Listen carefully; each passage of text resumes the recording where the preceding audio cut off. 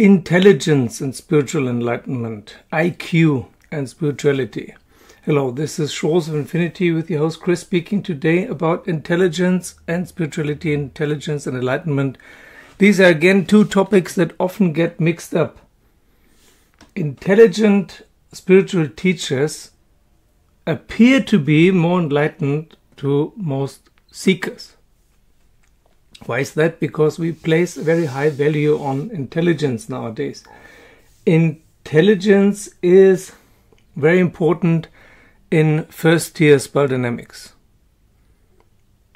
And a lot of people who are centered in orange or green or yellow are very intelligent, and that is why they remain stuck in their color.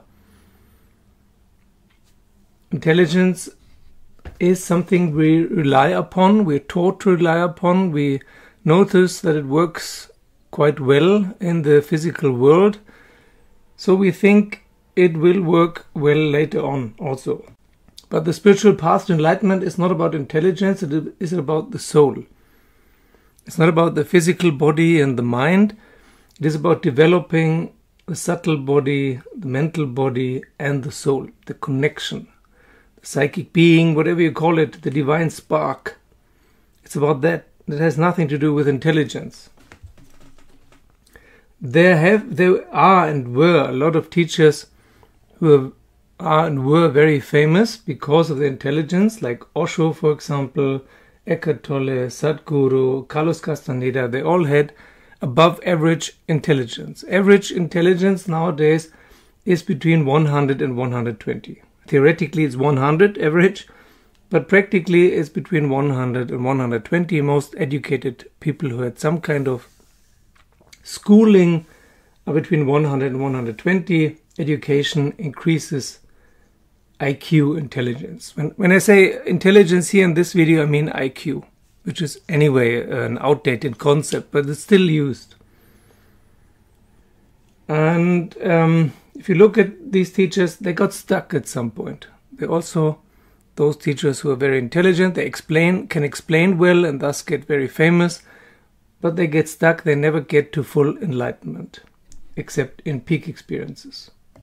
While there are others, non-spiritual people who are or were very intelligent, like Stephen Hawking, Steve Jobs, Elon Musk. They're clearly above average intelligence, maybe even above 150. And for those, everyone else is an idiot. If you have an IQ normally between 100 and 120, then someone who has an IQ between 75 and 80 is an idiot. If you have an IQ above 150, then most people who have an IQ between 100 and 120 are idiots. They're slow. They're very, very, very slow. But it has nothing to do with enlightenment. Intelligence doesn't mean it's easier to get enlightened. It's even more difficult because you rely on the power of your mind. And your mind plays tricks, especially the part of the mind. The mind is actually more than one thing.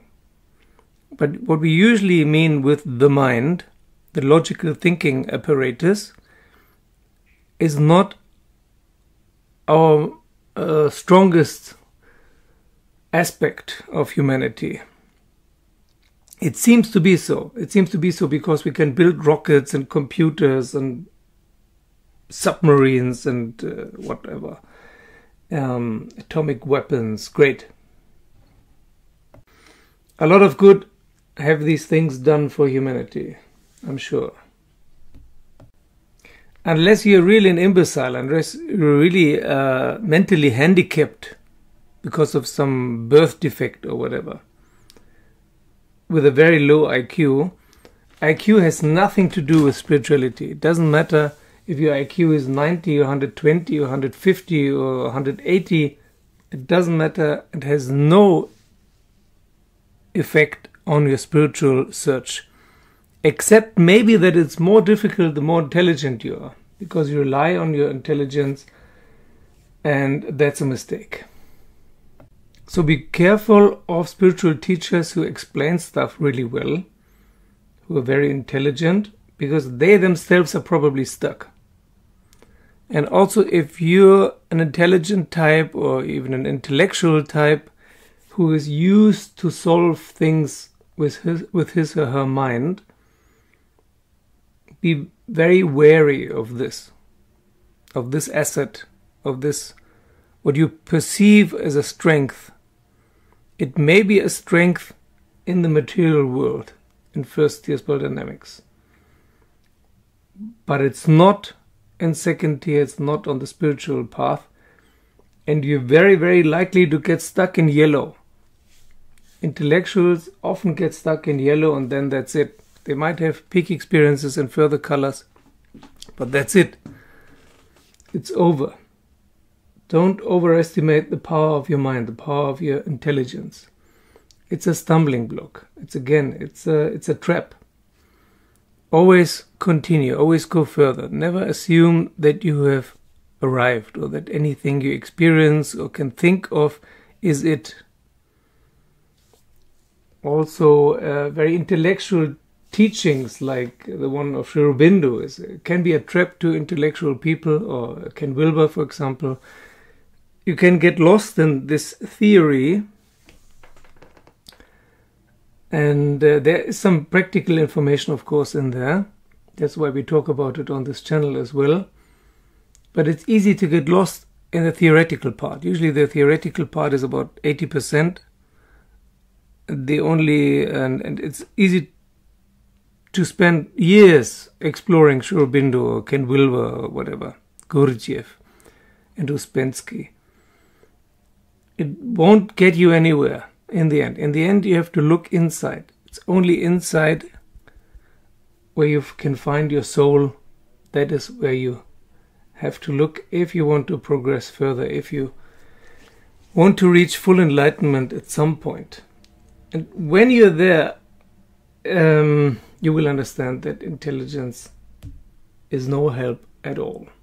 Thank you for listening. Thank you for liking and subscribing. Thank you for joining me as a Patreon. Thank you, of course, for those who have already joined me as a Patreon. It means a lot that you support this channel. Thank you very much.